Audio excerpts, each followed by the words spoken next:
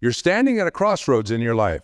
On one path, you see yourself saying yes to everyone and everything, your calendar overflowing with commitments that drain your energy, your heart heavy with the weight of others' expectations.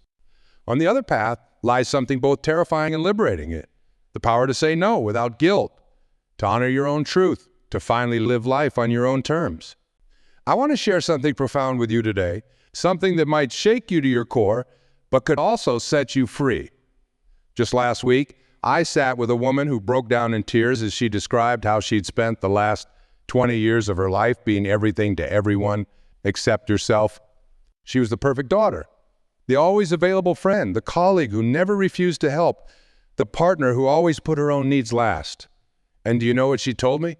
She said, "I don't even know who I am anymore." How many of you feel that same ache in your heart right now? That quiet whisper inside saying, "This isn't really living." The truth is, every time we say yes when our soul is screaming no, we're not being kind, we're being dishonest, we're not being helpful, we're being hurtful to ourselves and ultimately to others. Because here's what no one tells you about people-pleasing. It's a form of fear masquerading as love. Have you ever noticed how exhausted you feel after spending a day doing things you didn't really want to do? That's not just physical tiredness. That's your spirit telling you something crucial about the way you're living. You see, the universe has given each of us a unique inner compass, a truth detector that lets us know when we're aligned with our authentic selves and when we're not. But somewhere along the way, many of us learn to ignore that compass. We learned that other people's needs were more important than our own. We learned that saying no meant we were selfish, unkind, or unworthy of love. But here's the beautiful truth I want you to understand today. Your no is just as sacred as your yes. In fact, your no might be even more sacred because it's often your no that protects your ability to give an authentic yes when it truly matters. Think about the oxygen mask principle on airplanes. You must secure your own mask before helping others. This isn't selfish. It's necessary. Because if you run out of oxygen trying to help everyone else first, you won't be able to help anyone at all. Yet how many of us live our lives constantly trying to put everyone else's oxygen mask on first? The cost of this constant people-pleasing isn't just exhaustion. It's the slow erosion of our authentic selves. Every time we suppress our true feelings, every time we say yes when we mean no, we're essentially telling ourselves that our truth doesn't matter. And over time, this creates a deep disconnection from our own inner wisdom. I want you to try something with me right now. Close your eyes for a moment and think about the last time you said yes to something you really didn't want to do. Now, notice where you feel that in your body. Maybe it's a tightness in your chest, a knot in your stomach, or tension in your shoulders. That physical sensation is your body's wisdom speaking to you. It's telling you something important about your boundaries, your needs, and your truth. Now imagine what it would feel like to honor that wisdom. Imagine what it would feel like to say with love and confidence, "No, that doesn't work for me." Imagine the space that would open up in your life, space to breathe, space to grow, space to finally hear your own voice again. The journey from people-pleasing to authentic living isn't about becoming selfish or uncaring. It's about becoming real. It's about understanding that the greatest gift you can give to others is your authentic self, not your exhausted, resentful, depleted self. You see, when we constantly say yes out of fear or guilt, we're not really giving from a place of love. We're giving from a place of scarcity, a scarcity of self-worth, scarcity of trust in our own judgment, scarcity of belief in our right to have boundaries. But here's what I know to be true. Your worth isn't measured by how many times you say yes. Your worth isn't determined by how many people you can please or how many tasks you can juggle. Your worth is inherent, unchangeable, and complete. Just the path to breaking free from people-pleasing begins with a simple but profound shift in perspective. Instead of seeing no as a rejection or an act of unkindness, start seeing it as an act of self-respect and ultimately an act of love, both because when you say no to what doesn't serve your highest good, you're saying yes to what does. When you say no to exhausting yourself for others' approval, you're saying yes to your own well-being. When you say no to constant people-pleasing, you're saying yes to authentic relationships built on honesty and mutual respect. Think about the relationships in your life right now.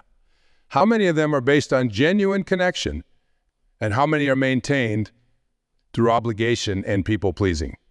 The irony is that when we try to please everyone, we often end up pleasing no one. I remember working with someone who spent years saying yes to every family gathering, every friend's request, every colleague's favor. She thought she was being kind, being helpful, being good. But underneath that facade of perpetual availability, resentment, her relationships weren't deepening. They were actually becoming more superficial because they weren't based on truth. The turning point came when she realized that by trying to be everything to everyone, she had become nothing to herself. And that's when she began the courageous journey of reclaiming her right to say no. The journey to breaking free from people-pleasing isn't just about learning to say no. It's about understanding why saying no feels so impossible in the first place. Let's dive deeper into this together. You see, most of us didn't wake up one morning and decide to become people-pleasers. This pattern usually begins in childhood, where we learn that our safety, love, or acceptance depended on making others happy. Maybe you grew up in a household where peace meant keeping everyone else comfortable. Perhaps you learned early on that your own needs were somehow less important than others. Or maybe you discovered that being good meant never causing waves, never disagreeing, never standing up for yourself. These early lessons become the invisible scripts that run our lives. They become the voice in our head that whispers, if you say no, they won't like you anymore. Or if you don't help, you're being selfish. Or worst of all, your needs don't matter. There's something remarkable about human consciousness. The moment we become aware of these patterns, they begin to lose their power over us. The very act of recognizing these thoughts as learned behaviors rather than absolute truths is the first. Think about a garden for a moment.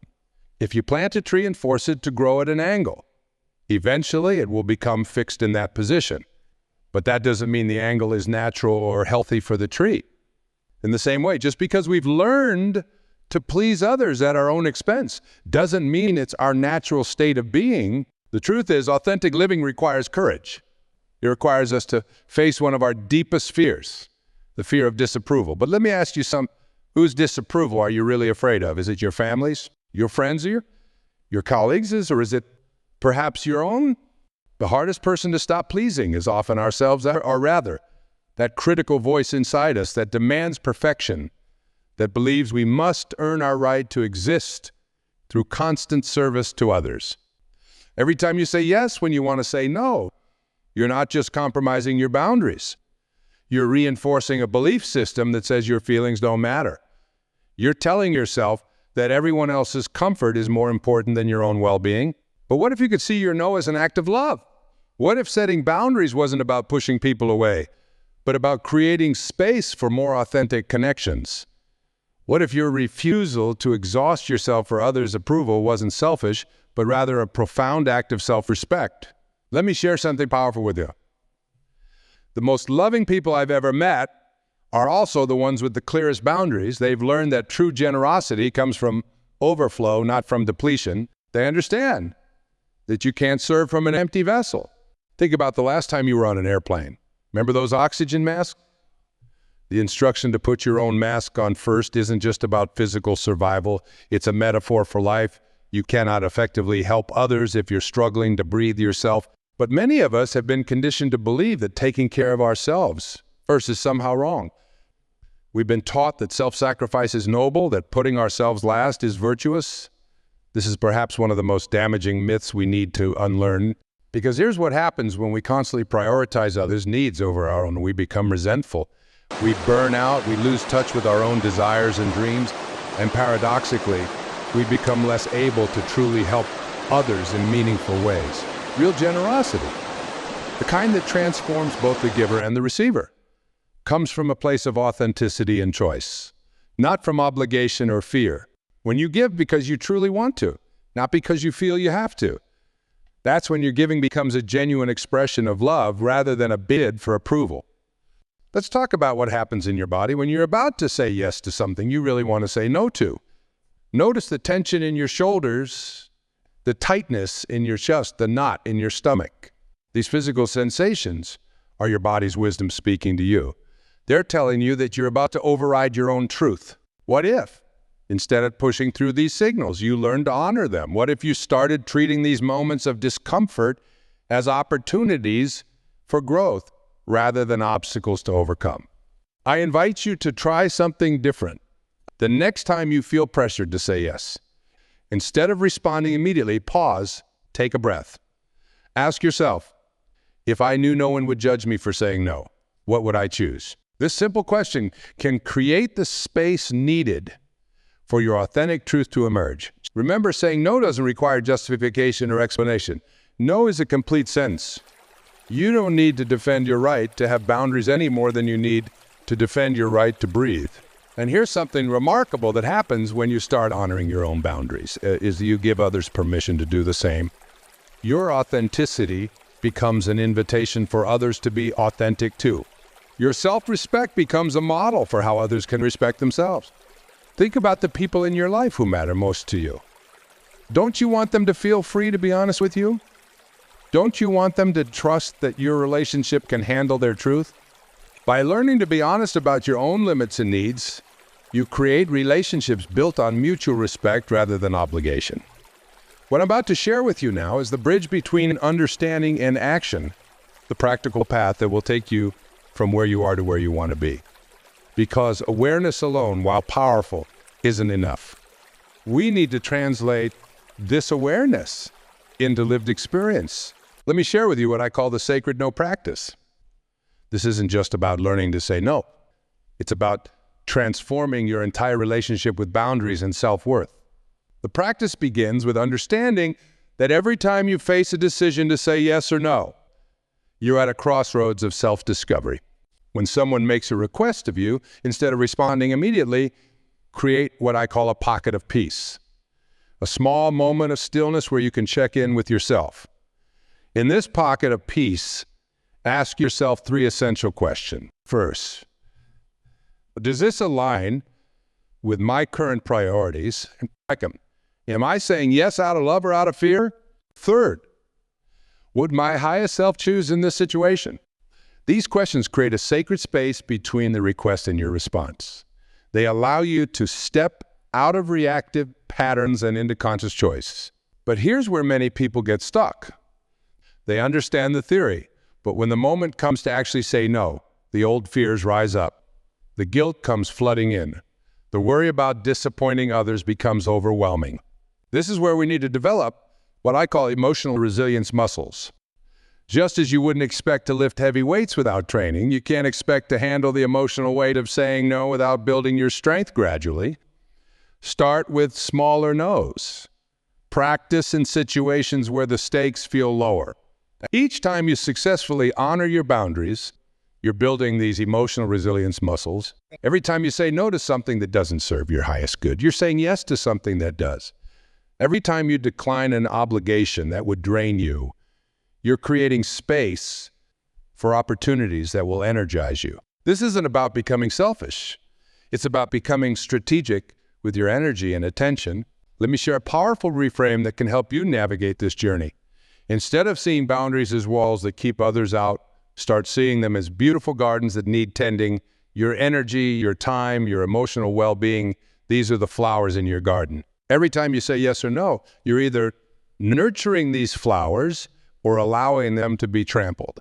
Now, I want to address something that comes up for many people on this journey, the fear of losing relationships.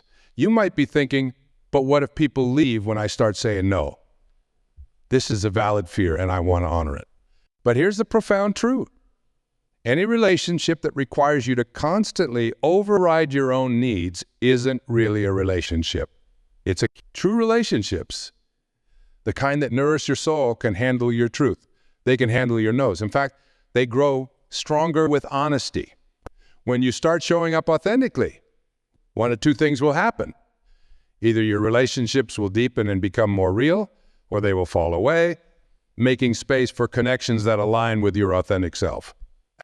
Here's a practical tool I want to share with you, what I call the authenticity scale. Imagine a scale from 1 to 10, where 1 is completely disconnected from your truth and 10 is fully aligned with your authentic self. Before making any decision, take a moment to ask yourself, well, where on this scale would saying yes place me? Where would saying no place me? This simple practice helps you become more conscious of how your choices affect your alignment with your authentic self. It's not about always being attentive. That's not realistic. It's about being aware of where you are and making conscious choices about where you want to be. Let's talk about the language of boundaries. The words you use matter not just to others, but to yourself. Instead of saying, I can't, try saying, I choose not to. Instead of I should, say I want to or I don't want to. This subtle shift in language reinforces that your choices are coming from a place of personal power rather than external obligation. When you need to say no, remember that you don't need to justify or explain your decision. A simple, thank you for thinking of me, but I'll have to decline is perfectly sufficient. If you want to soften the no, you can add, I appreciate you understanding. Notice how different this feels from launching into lengthy explanations or apologies. Start paying attention to your body's wisdom. Your body always knows when you're about to betray yourself. Before saying yes to anything, check in with your physical sensations. Is there tension? Contraction? A feeling of heaviness? These are your body's way of saying, this isn't right for me right now. Conversely, when you're aligned with your truth, you'll often feel a sense of expansion, lightness, or relief, even if the decision itself is difficult. Learning to read and trust these physical signals is like developing an internal compass that always points toward your authentic north. Remember, transformation isn't about perfection. It's about progress. There will be times when you slip back into old patterns, and that's okay. The key is to treat these moments not as failures, but as opportunities for deeper learning and growth. Every time you catch yourself falling into people-pleasing patterns, celebrate your awareness. Every time you successfully say no, acknowledge your courage. Every time you choose your own truth over others' expectations, recognize that you're not just changing your own life. You're contributing to a world where authenticity is valued over conformity. Think about the ripple effects of your transformation. When you start honoring your own boundaries, you become a living example of what's possible. You show others that it's safe to be real, to have limits, to prioritize their own well-being. Your journey becomes a permission slip for others to begin their own. Now, let's address the deeper challenges that arise when you commit to this journey of authentic living. Because make no mistake, this path will test you. It will bring up your deepest fears, your oldest wounds, your most ingrained patterns. But these challenges aren't obstacles. They're opportunities for profound transformation. One of the most common challenges people face is what I call the aftershock of no. This is that wave of guilt, anxiety, or panic that often follows setting a boundary. Your mind might flood with thoughts like, did I do the right thing? Are they angry with me? Should I call them back and say yes? These feelings are normal. They're not a sign that you made the wrong choice. They're simply the old programming trying to pull you back into familiar patterns. Think of it like a rubber band that's been stretched one way for years. When you try to stretch it in a new direction, it naturally wants to snap back to its original shape. Your people-pleasing patterns are like that rubber band. But here's the beautiful truth. Every time you sit with the discomfort of saying no, every time you ride out the aftershock without changing your mind, you're literally rewiring your neural pathways. You're teaching your nervous system that it's safe to honor your boundaries, that the world won't fall apart if you put yourself first sometimes. Let's talk about something that often gets overlooked in discussions about people-pleasing, the anger. Yes, anger. Many of us who struggle with people-pleasing have a complicated relationship with anger. We've learned to suppress it, to see it as dangerous or wrong. But healthy anger is actually a crucial boundary signal. When you feel resentment building, when you notice yourself becoming irritable or passive-aggressive, these are often signs that you've been ignoring your own boundaries for too long.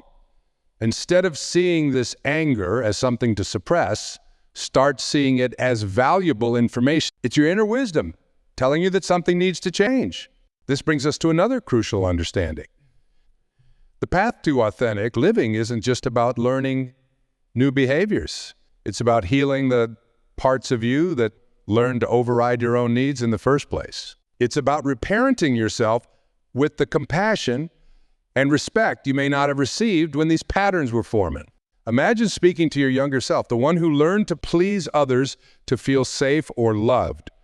What would you say to that child? Would you tell them they need to earn love through constant sacrifice? Or would you tell them they are worthy of love and respect exactly as they are? This inner dialogue is crucial because many of us are still operating from these childhood beliefs without realizing it. We're still trying to earn love through self-sacrifice.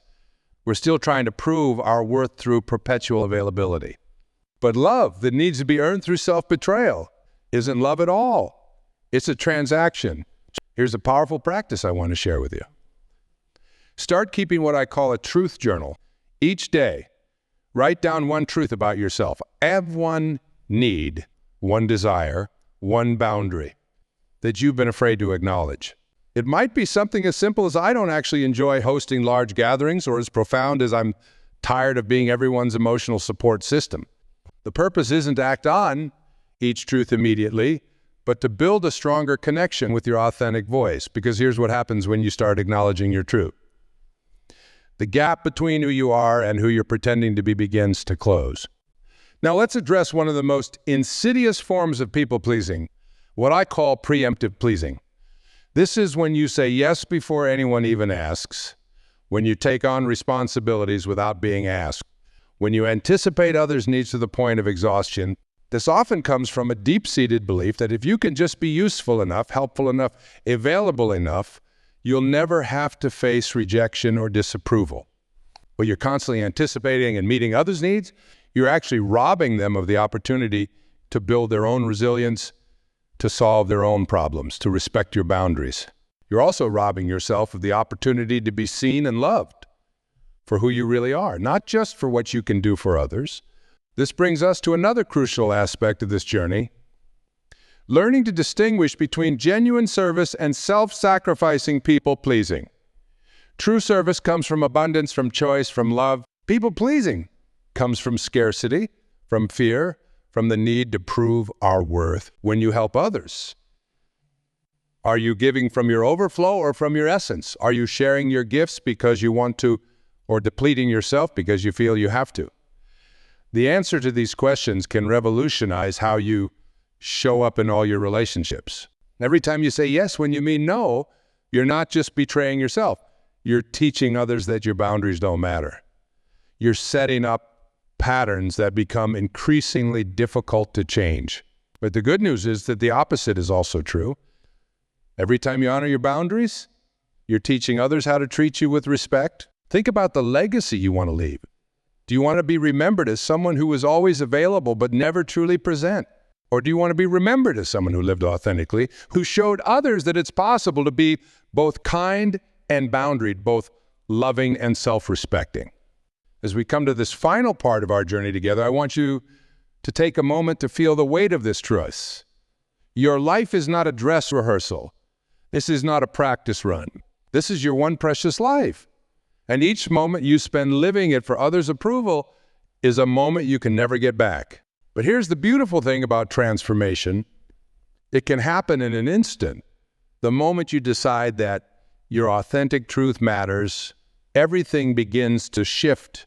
The moment you choose to honor your own boundaries with the same respect you've been giving to others, a new world of possibilities opens up. Think about water for a moment. Water can exist in different states, as ice, as liquid, as vapor. But the transformation from one state to another happens at a precise moment, a tipping point. Your journey from people-pleasing to authentic living has these same tipping points. You've been building toward them throughout our time together, and now you're ready for the transformation. The question isn't whether you're capable of change. You absolutely are. The question is, are you ready to let go of the identity you've built around being everything to everyone? Are you ready to embrace the power of being authentically yourself?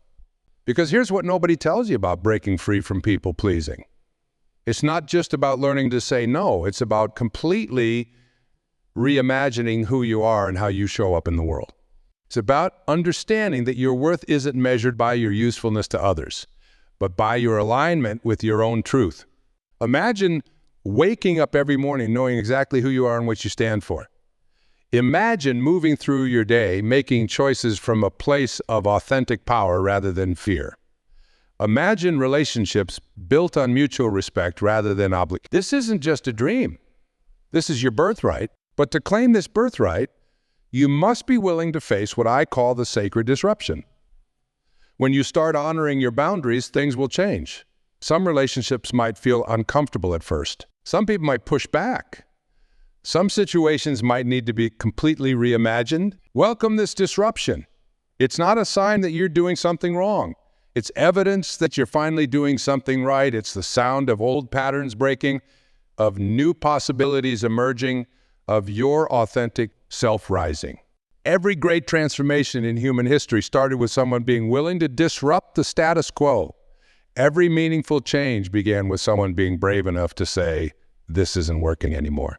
Your journey of breaking free from people-pleasing is part of a larger human journey toward authenticity and truth. So here's your invitation. Your call to action, starting right now in this moment, make a commitment to yourself, not a commitment to be perfect, but a commitment to be real. Not a promise to never people-please again, but a promise to catch yourself when you do and to gently, lovingly guide yourself back to your truth. Start with one boundary today. Choose one area of your life where you've been overriding your own needs and make a different choice. It doesn't have to be dramatic. It can be as simple as taking a lunch break without your phone or saying, I'll think about it instead of an immediate yes. Remember the power of what I call boundary bookends. Clear beginnings and clear endings. When you say yes to something, be clear about what exactly you're agreeing to. When you say no, make it a clean no without justification or apology. And most importantly, hold space for yourself in this process. When the guilt comes, and it will come, welcome it as a sign that you're growing. When the fear arises, and it will arise, thank it for trying to protect you, and then choose courage anyway. That's what I know to be true. The world needs your authentic self, not your people-pleasing self, not your perfect self, not your exhausted self, your real self.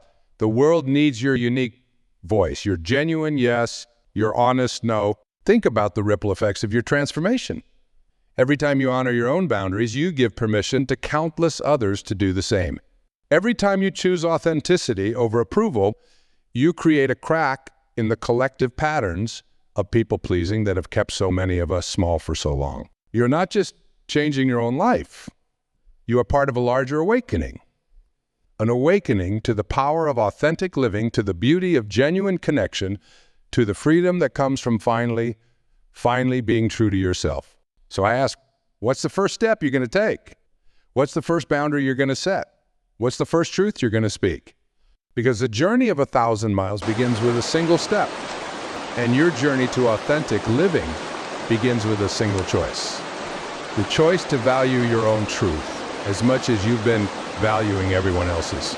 Let this moment be your turning point. Let this be the day you look back on and say, that's when I chose me. That's when I decided my peace was more important than others' approval. That's when I began to live authentically. You have everything you need within you right now. The wisdom, the strength, the courage, it's all there. It's always been there. Now it's time to let it shine. Your no is sacred. Your boundaries are beautiful. Your truth matters. The world is waiting for your authentic self. It's time to let them meet. Thank you.